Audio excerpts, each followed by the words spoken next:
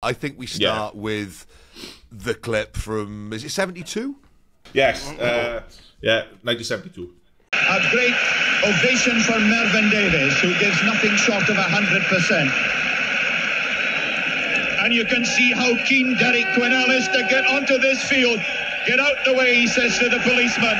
And listen to this roar for Quinnell. And that's one of the great moments of this international championship campaign.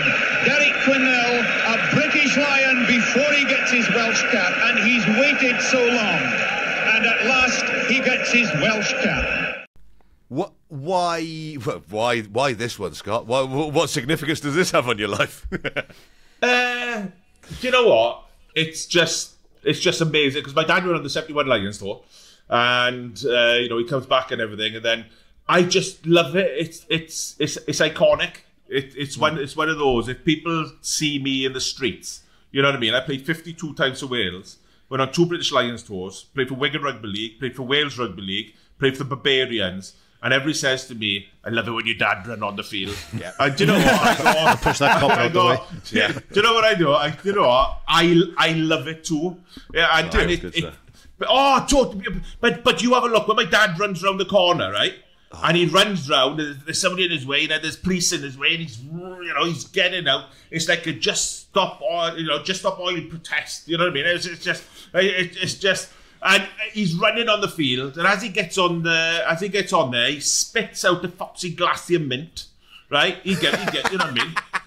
He get a fortune for that now, wouldn't he? You know what I mean? He'd have Foxy Glacier mint, he'd have it all down his shirt and everything, you know what I mean? Yeah. And he runs on, but what a lot of people don't realise, that the guy that came off for him was Merv the Swerve.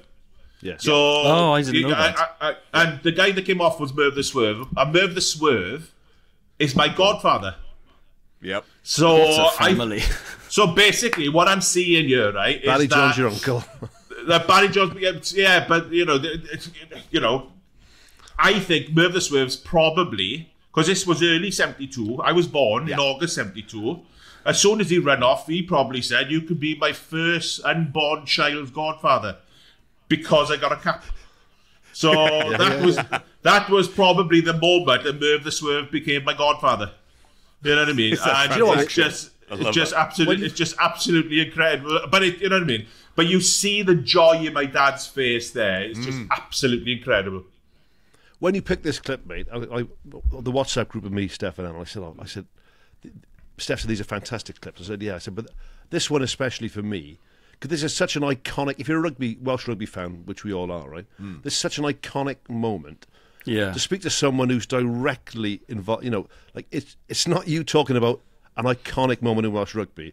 It's you talking about your dad in an iconic moment of Welsh rugby. Yeah. It's fabulous. So, I wanted to ask you a couple of questions about it, and I can do it now, because you know it probably, the only person who knows more about that is your dad himself, right? So, why? I understand that replacements probably would have come in that year or the year before for injuries. Yeah. But why wasn't he near the field? Why was he so far away? He could have not got his cap. Why was he in the changing room? No, he was in the stand, wasn't he? No, they used to sit upstairs. They used to sit in the stand because they could get good tickets. Yeah. You know what I mean? You know what I mean? So the top row of the north or south stand, wouldn't it? Shut up. Yeah. No, they used to the front of that. Yes. Yeah. Yes, you used to sit up in the stand and everything and like that. So there was no warm-up, you know what I mean? Hey, boys, good. Because genuinely, and I think it's something that's got to come back in the game, not sitting in the top tier of the stand, you know what I mean? But, you know what I mean? I'd watch it. Injury, you know what I mean? Yeah. Because I think there's too many subs now. You know what I mean? You have a look at the 8 subs. You know what I mean?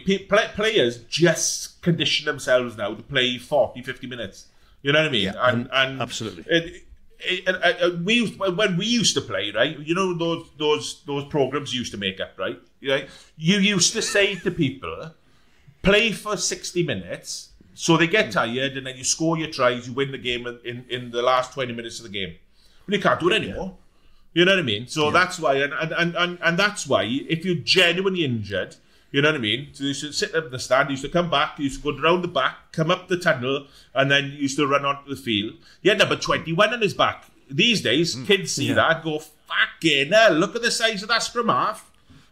You know what I mean? Jesus Christ. And you know what I mean? It's incredible. And you look back, and sometimes you look back, and the game's totally, don't get me wrong, the game is totally different.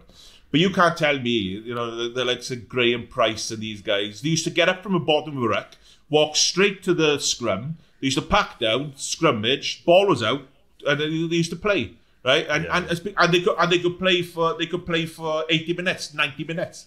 You know what I mean? Graham Price, when he scored that try against France up the right-hand corner, it was in 1975. Up the right-hand corner, the kick through. Oh, you know what I mean? Absolutely. It reminded me, right, of Gethin Jenkins, you know what I mean, when he scored that try against Ireland, was it? You know, absolutely incredible. But Gethin could play for 80 minutes. You know what I mean? Well, he's a back row player. He's a back row player who went to front row, wasn't he? Oh, exactly. Well, they tried to do that when I was 15. Been banging a drum for 4 years on here about that with rugby, about bringing in injury subs. So you cover maybe 2 or 3 injury subs. People say, yeah, but how are you going to decide who's injured? I said, well, the same way that a neutral doctor decides an HIA now. You know, there's ways. People are going to people will mess with it and they'll try to use it to their advantage. But that happens now with. But I'm not having to go to South Africa. You've got to take your hat off to them to use in the current laws to the best of their ability. But when you bring on 7 forwards after an hour, it's got to change the dynamic of the game, isn't it? You've got fellas there who are going to play, but they bring the bomb squad on for 20 minutes, and they're enormous. What are you going to do?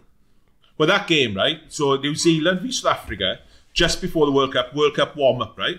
They're sitting there now. They've got 7 subs, right? As you said, they come on. They bring 7 subs on at once, right? Peter Steff the toy went down to tie his lace up. You could see it. I've looked back at it, right? Went down to tie his lace up, and when he came back up, there were 7 different people around him. He must have thought, what's an HIA? What the fuck have I done wrong? I'm the only one not being taken off. You know what I mean? He must have thought it was a totally different pack. And it's incredible. You know. So was your old man the only sub that day? Would he be the only sub that day, Scotty? I don't know. I wasn't born. But they'd have had a I didn't watch it. There. They'd all had their kits on. They just didn't get on.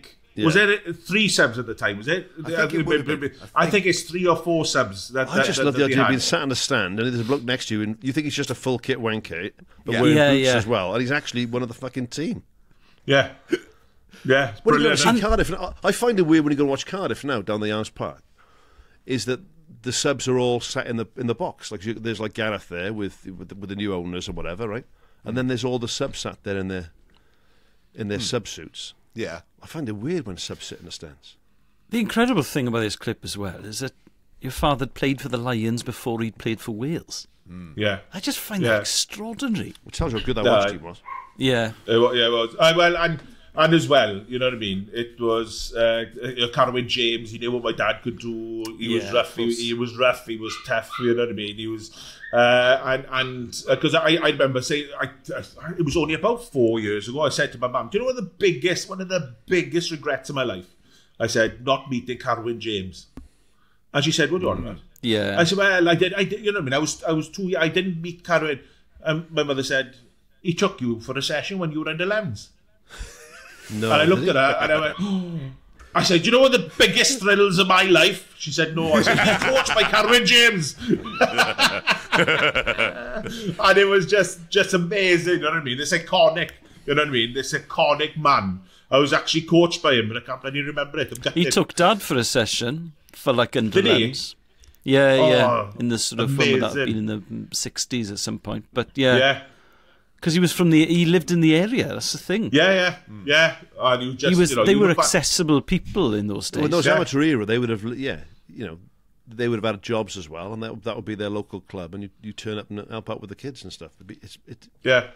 Fabulous. I can remember, I can remember internationals coming down to give us coaching sessions, so which probably wouldn't happen these days.